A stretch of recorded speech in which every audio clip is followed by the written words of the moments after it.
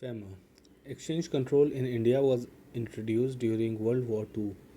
It was introduced as wartime measure on 3rd of September 1939 by British government under DIR. FERA 1973. The objective of FERA 1973 whereas under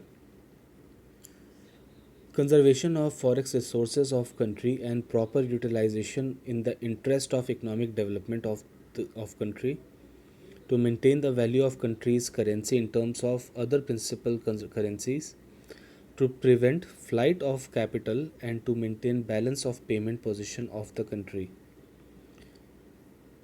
It was next changed to FEMA, which is known as Foreign Exchange Management Act. As a part of liberalization, FEMA was introduced in the year 1999. FERA was replaced by FEMA. FEMA was introduced because of the following reasons. FERA had a controversial 27 years. People were at the mercy of enforcement directorate. Any offence under FERA was criminal offence. FEMA was need of hour with pro-liberalization policies. FEMA was consistent with the emerging framework of WTO. The features of FEMA are: seriousness of non-compliance with the regulations is diluted. Current account and capital account transactions have been clearly defined. All transactions not otherwise restricted can be freely carried on under FEMA, a positive act. Definition of resident and non-resident take into account during off stay as in case of Income Tax Act.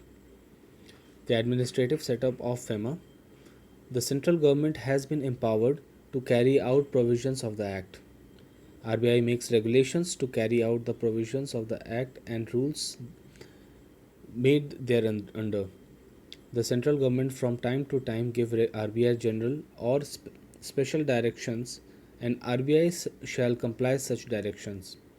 RBI can authorize any person to deal in foreign exchange.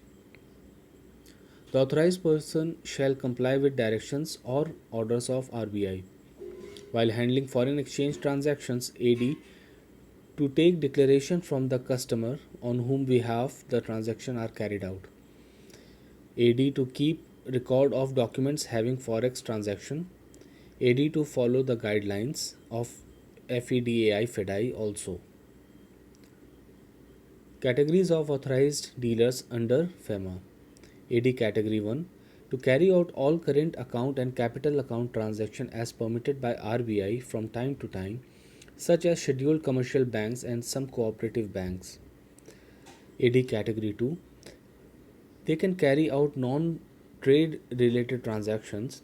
These include upgraded full-fledged money changers, FFMC, cooperative banks and RRBs. AD Category 3, selected financial institutions and other institutions which can carry transaction incidental to foreign exchange activities undertaken by them.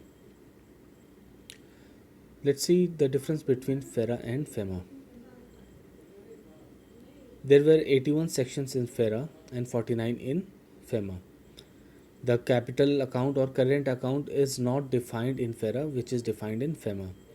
The authorized person, it is limited to ADs and the authorized money changers.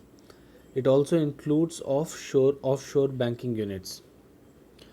The definition of resident is different from Income Tax Act. The definition of a resident is in harmony with the Income Tax Act. The violation of criminal offences punishable with imprisonment. The nature of offences were basically criminal in the case of FEMA, which is civil offence, and there are monetary penalties. The arrest sweeping powers of the office of ED to arrest. Powers are restricted in FEMA only when someone fails to pay the penalty.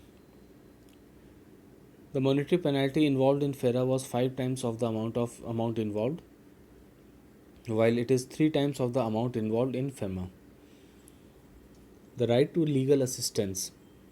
They did not have right to take any legal assistance of lawyer for for CA, which means in FERA people cannot take the assistance of any lawyer.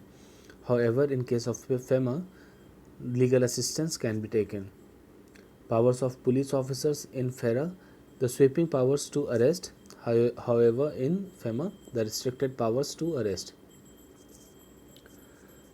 To conserve foreign exchange resource was the objective of FERA, and FEMA is to facilitate external trade and payment, to manage foreign exchange resources, to develop forex market in India.